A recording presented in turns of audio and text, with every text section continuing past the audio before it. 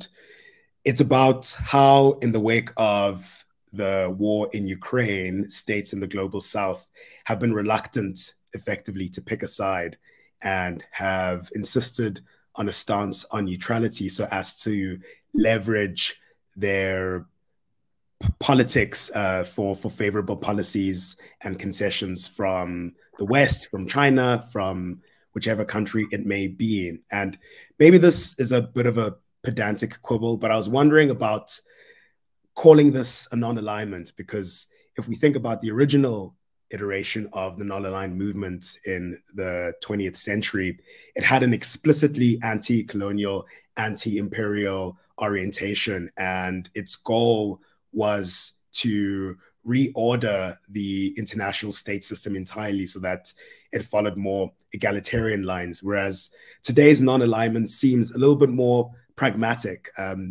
Does the terminology matter, or do you think it's worthy of the name to call this a non-alignment, and what's driving it exactly? Yeah, I think what's driving it is a fissuring of the global economy after the war. That's the main driver. We've been in a period of very strong geopolitical competition between the US and China, and countries have been sort of forced to pick sides. And that was already sort of forcing countries to sort of be like, hey, we are linked to the Chinese via economic trade, via commodity flows, and we want to climb the ladder just like they have done. And that's something that we might want to think about copying. And then the West sort of comes along and says, no, you have to pick a side. You really can't pick Huawei for your 5G telecom networks. You really can't pick, a chip company that produces cheap chips. And so countries were already being forced to pick sides. And then once Russia invaded Ukraine, there was, a very small coterie of countries, the G7 countries, the 7 sort of largest economies in the world, largely rich, largely white, largely industrialized. And these countries essentially created a sort of financial firewall against Russia. So while Russia engaged in a very brutal and bloody bombing campaign and a ground invasion, the West did not respond with ground troops. It responded by arming the Ukrainians to fight against the aggression on their homeland, and it responded by a very sharp sort of financial iron curtain that falls on Russia and literally traps any banking movement, any trade movement, any technological movements between Russia and the rest of the world, with a goal to essentially bring the Russian economy down to its knees, prevent its warfighting potential, and perhaps change Putin and his regime's mind. And then essentially the G7 realized, wait, hang on a second, we can't really do this financial iron curtain without the cooperation of the big producing and importing countries that buy stuff from Russia. And so, essentially the G7 created these sanctions without really talking to India, without talking to Brazil, without talking to Indonesia or Mexico or South Africa. And that's where the non-alignment movement has really begun. These countries essentially took, they thought this was, terribly rude, and the West was being completely non-cooperative, as if these large countries that have been growing very rapidly for the last 3 or 4 decades did not matter. When it came to calling the shots, the US could just coordinate sanctions with its allies without anyone else in the room. So that's sort of the origin of that non-alignment, that sense of, hang on, we are like 3/4 of the world in terms of people, we are 2/3 in terms of global GDP, and we're essentially not considered before sanctions are created that has tremendous ripple impacts and blowback impacts on our economies.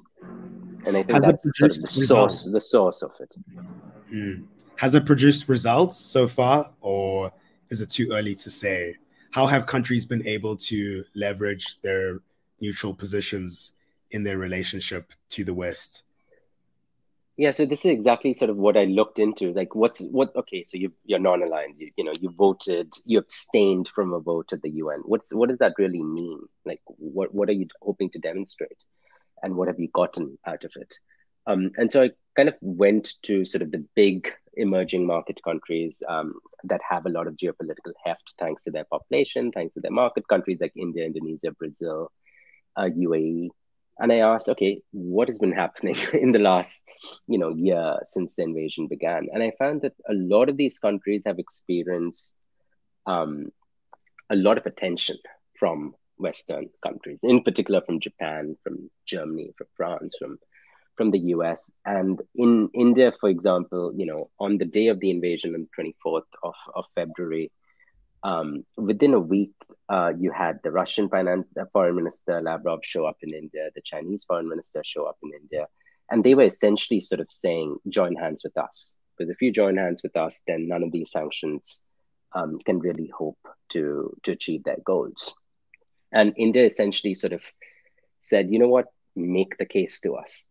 Um, and so the Russians and the Chinese sort of offered various sorts of deals surrounding commodities in particular. So the Russians offered India, various discounts on the price of oil that they were selling.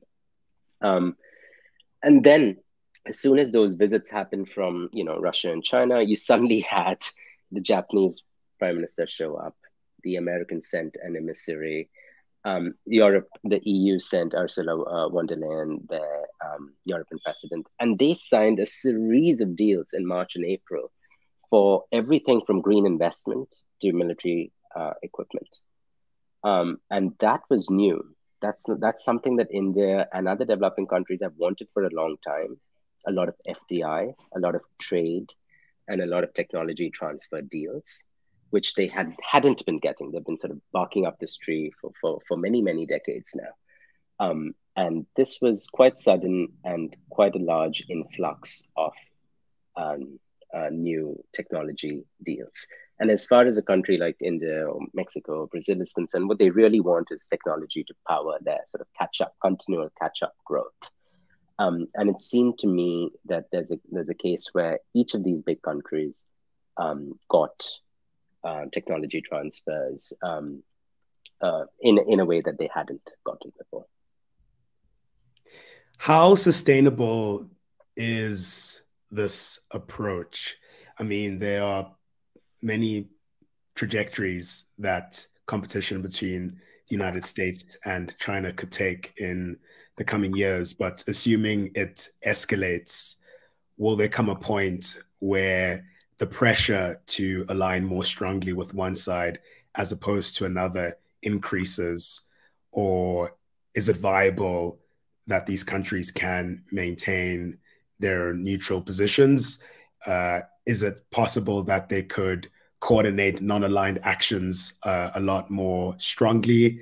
So rather than becoming a sort of loose block of countries that in major forums such as the UN General Assembly abstain from votes, they develop shared imperatives and goals, harkening back to the original non-aligned movement. Yeah, what are the incentives that are at play? Yeah, I think this is a very interesting question because it gets to the heart of sort of how do you politically create a coalition that is actually very diverse. There's Brazil and Indonesia that were past leaders in the non-alignment movement, and these countries are large commodity exporters. They produce wheat and palm oil and food and meat. And then you have big importing countries like India. And importing countries and exporting countries always find it hard to sort of make deals together because they have fundamentally different interests. They're fundamentally different sort of balance sheets. One of them, a country like Brazil, is earning a lot of dollars every time it sells iron ore or oil onto the global market, whereas a country like India is using its dollars to buy oil from the global market. So it's very hard to actually create a club with very different sets of countries. You tend to create clubs from countries that are fairly similar.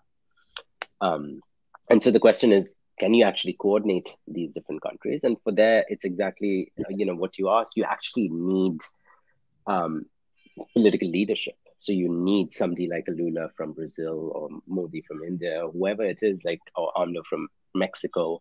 They have to actually sit together and come to what do we sort of hope to coordinate on? Do we sort of fight each other for vaccines? The way we saw the last couple of years, where it was essentially every man for himself as far as buying vaccines in the global market was. Coordination was very difficult to achieve? Or is there going to be sort of, what, we are roughly in the same boat. We are all looking to change, policies at the World Bank, policies at the IMF around debt and currency crisis, policies at the WTO that allow for um, easier trade and lower tariffs and less protectionism in general. And so there, I think, is the actual challenge of the non-alignment movement, and is it actually going to achieve things together versus each man for himself?